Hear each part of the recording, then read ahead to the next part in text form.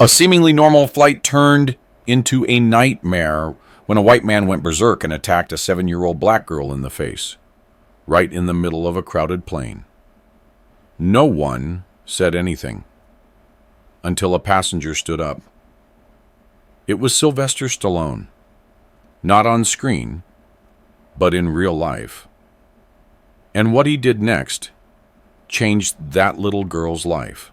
Like and comment below to let us know where you're watching from.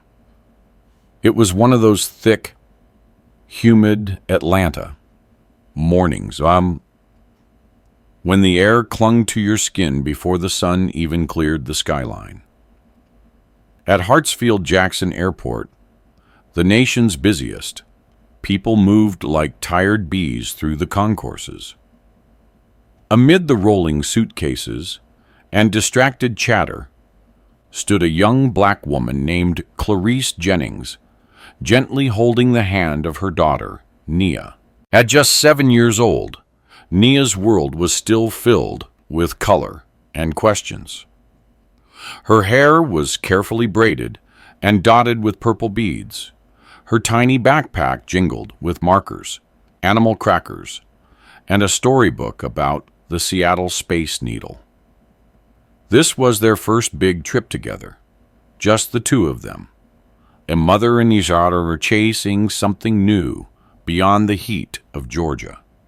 Their flight, number 182, bound for Seattle, was running on time.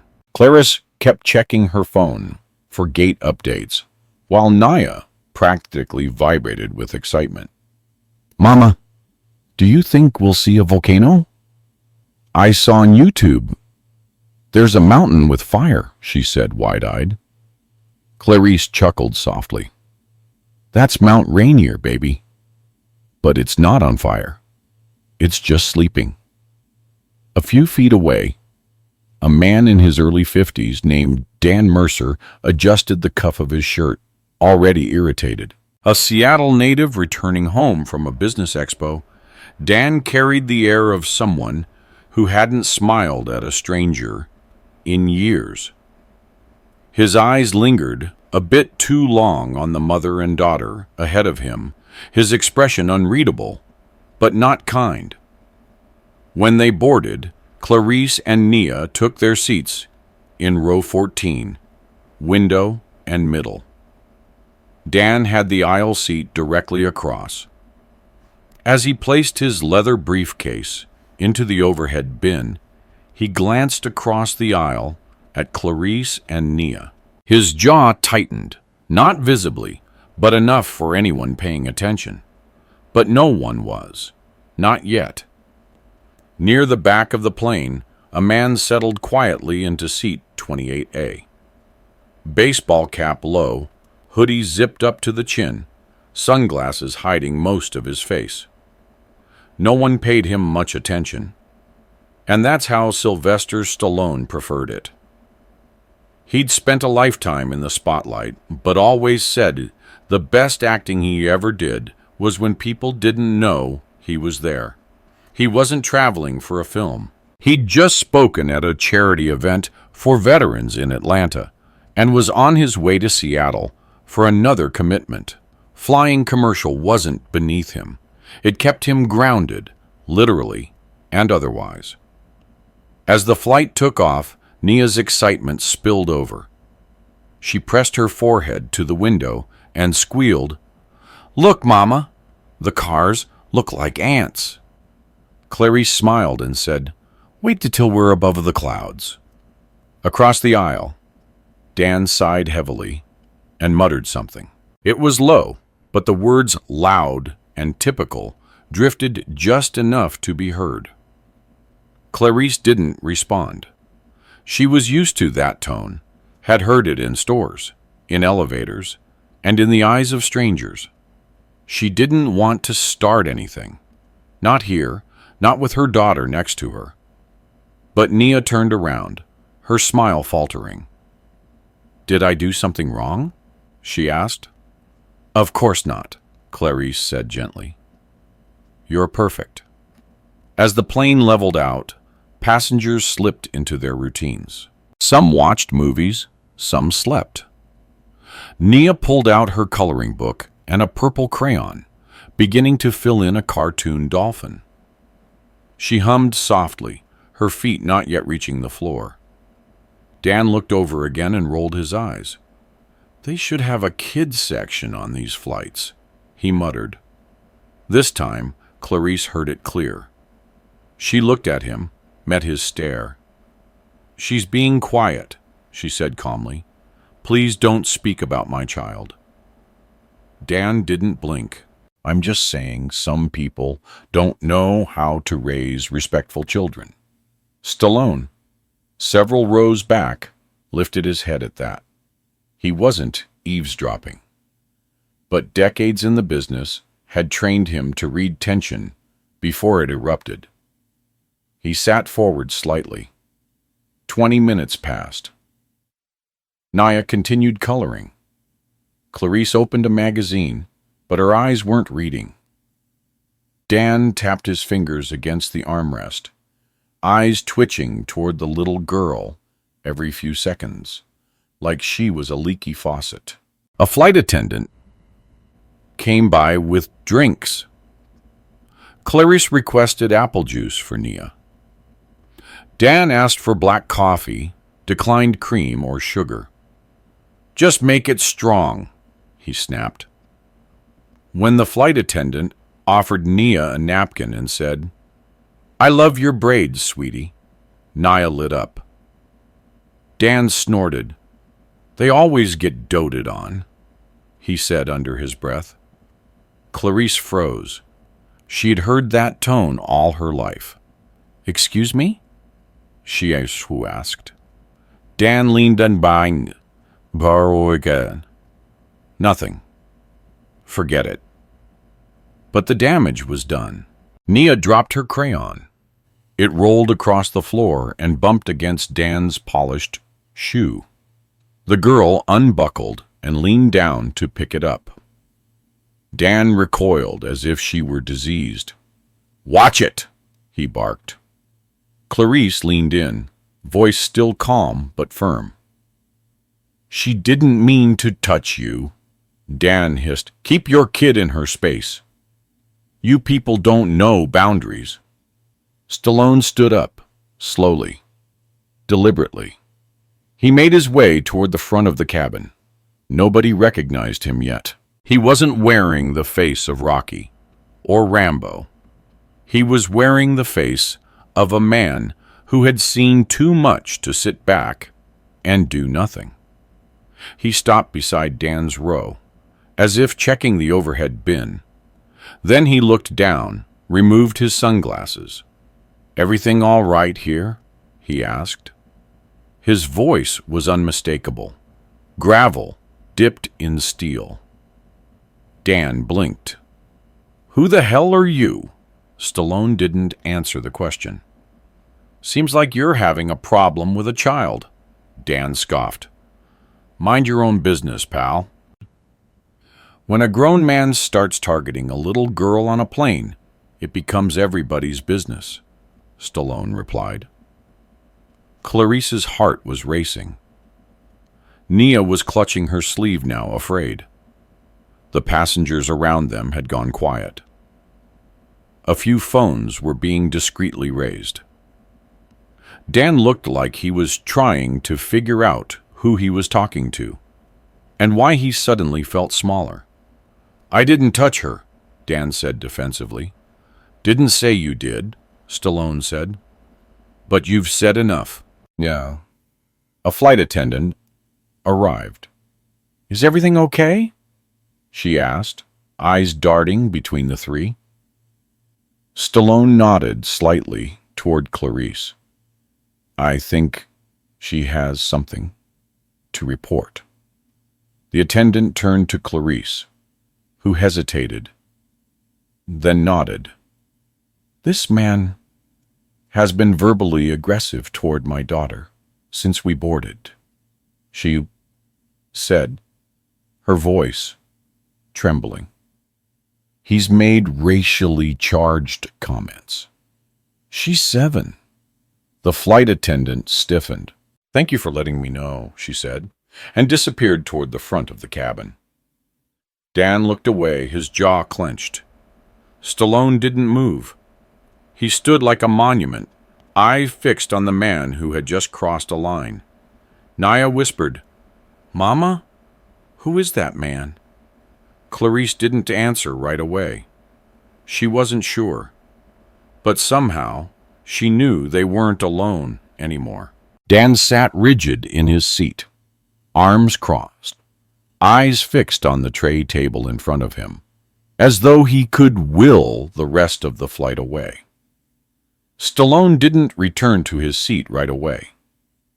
He stayed close by, as if anchoring the space with something heavier than his presence, something like decency.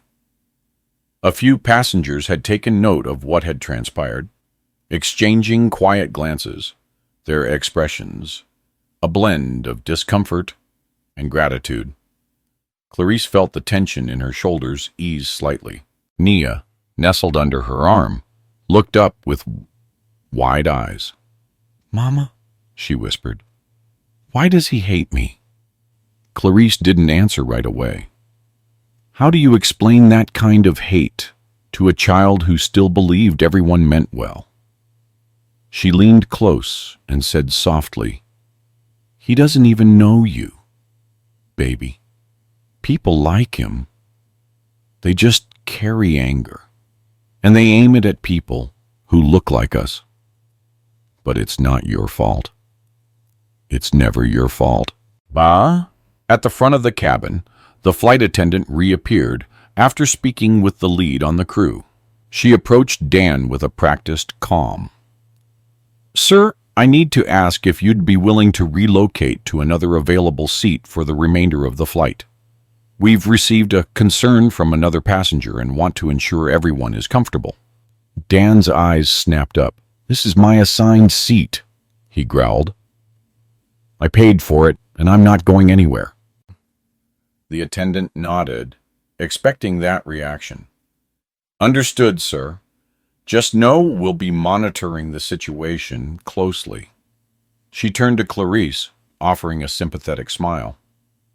"Ma'am, there's an open seat near the rear of the cabin if you and your daughter prefer to move." Clarice glanced at Naya, who shook her head quickly. Her coloring book, her apple juice, her sense of safety, they were all right here. Clarice looked back at the attendant and said firmly, "We're fine here. We haven't done anything wrong." The attendant hesitated, then nodded again. "Of course. Let us know if anything else happens." As she walked away, Dan muttered, "Special treatment, as usual." Stallone heard it.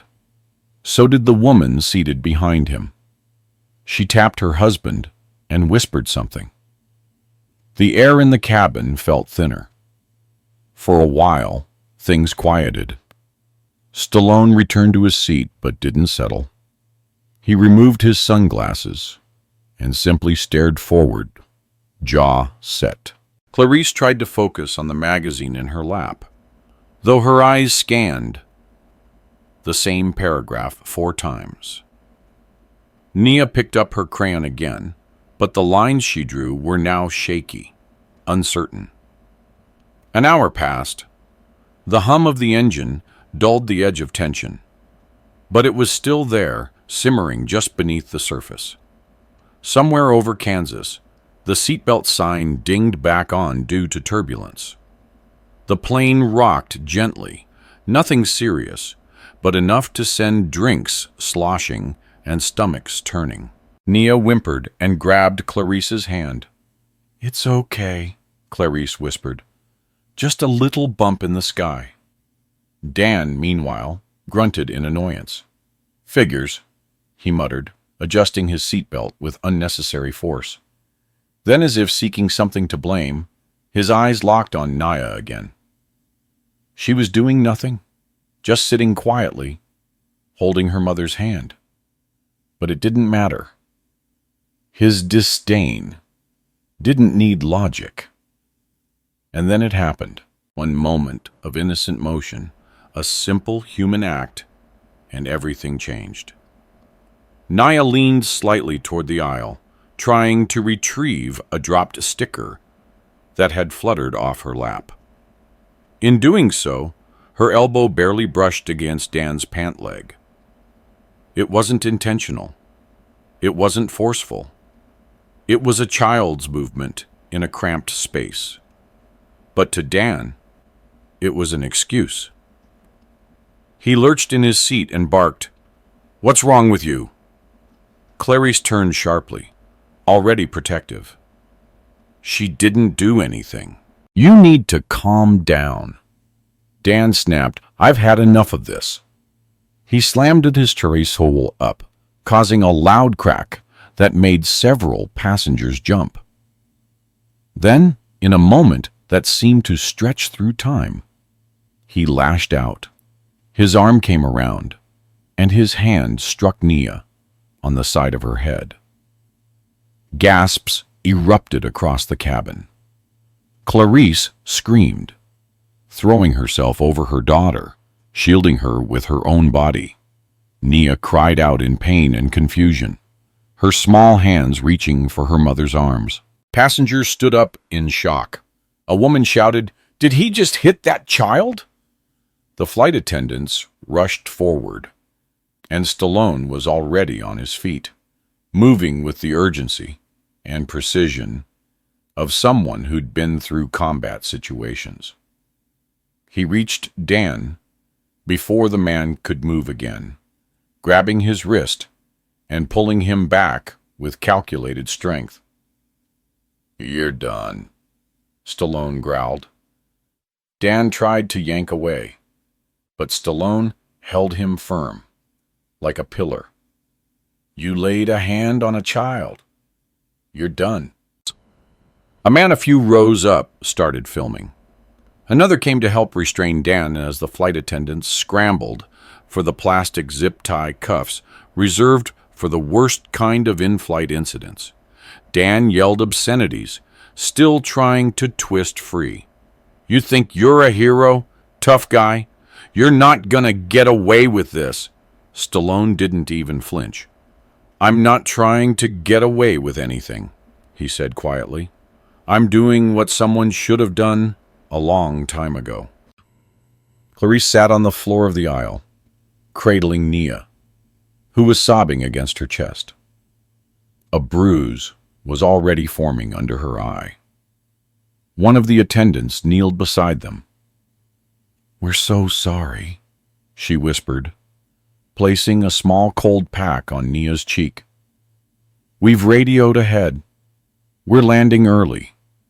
Police and medics will meet us when we touch down." The pilot came over the intercom a moment later, his voice clipped and controlled. "Ladies and gentlemen, due to an onboard incident, we will be making an unscheduled landing in Denver. Please remain calm and stay in your seats." The rest of the plane seemed frozen in time. Clarice rocked Nia gently, whispering that everything would be okay. Stallone remained beside Dan, holding him in place until the cuffs were secured. Passengers stared, some in horror, others with quiet admiration for the man who'd stepped in.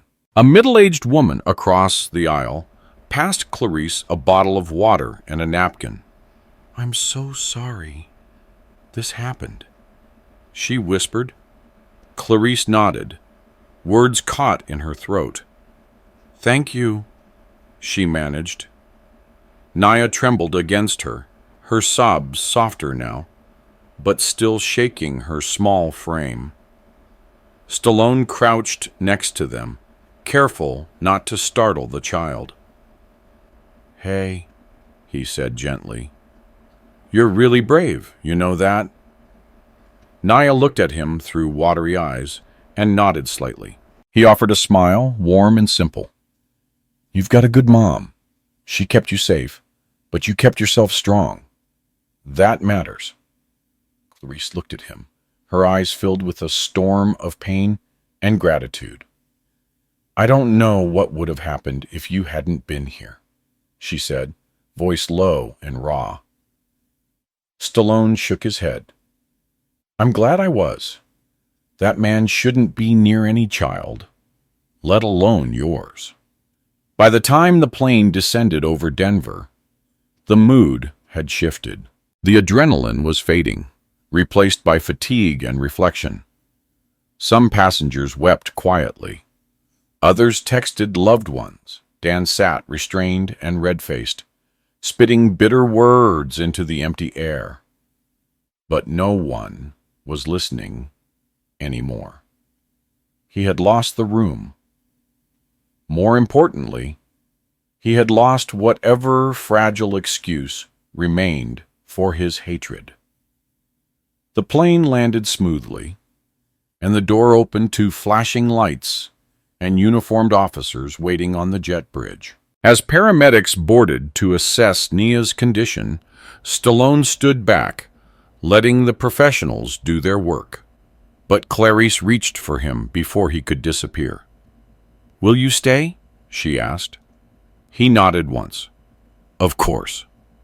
The Denver air hit Clarice like a bomb, and a burden all at once.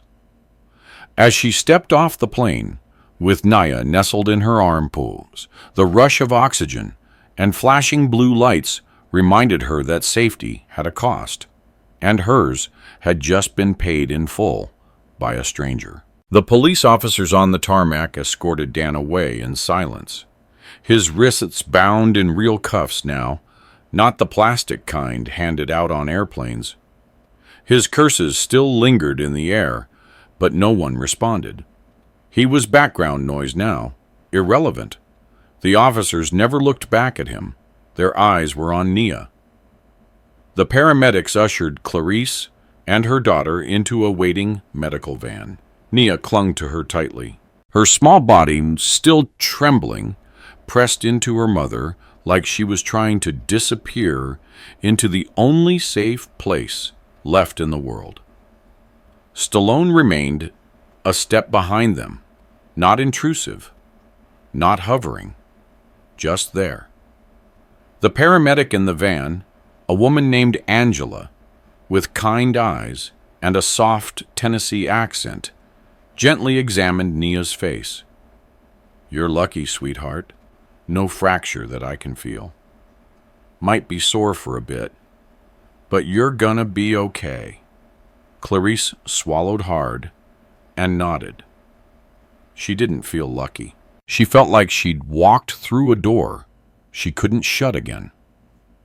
Later, in a quiet airport office, Clarice sat across from two detectives and an assistant from the district attorney's office.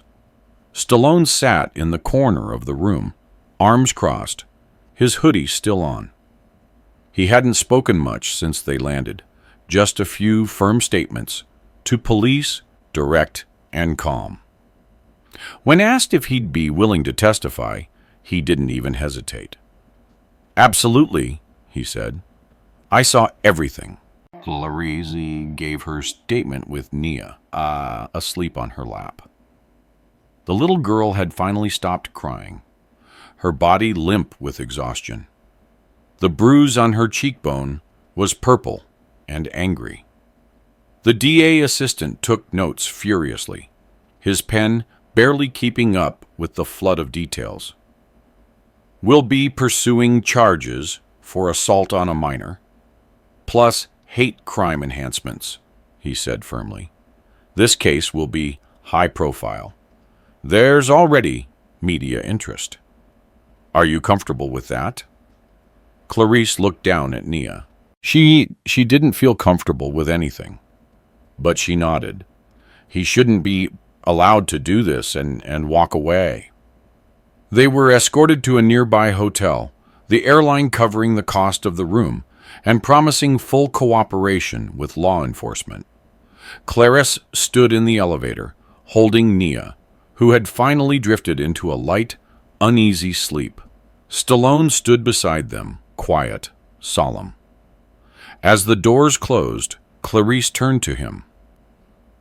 "Why'd you do it?" she asked, voice barely above a whisper. Stallone looked at her for a long moment, then said, "Because too many people don't. And I'm tired of watching." The days that followed moved quickly. News outlets picked up the story. Headlines danced across screens and feeds. Hollywood legend intervenes during racially charged assault on plane. Child punched mid-flight. Sylvester Stallone steps in. Stallone gave a single interview, brief and to the point. "This isn't about me, no," he said.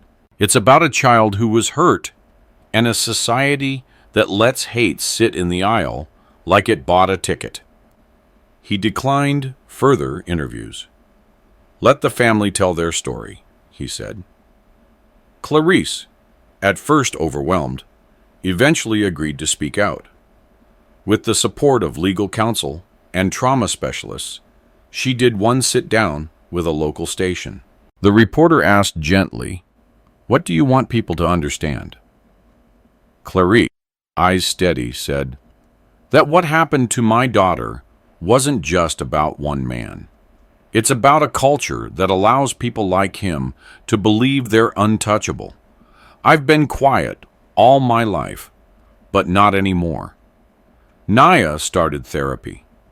A child psychologist specializing in trauma worked with her in quiet rooms filled with toys and sunlight. The bruises on her face faded, but the ones in her spirit were slower to heal. Stallone checked in every few days. He sent Clarice short texts, always simple. "You good?" or "Need anything?" She appreciated that he never overwhelmed them, never acted like a savior, just a steady voice in the storm. 3 weeks later, they were flown back to Denver for the preliminary hearing. It was Nia's first time back on a plane since the incident. She gripped Clarice's hand with a grip that didn't loosen even once.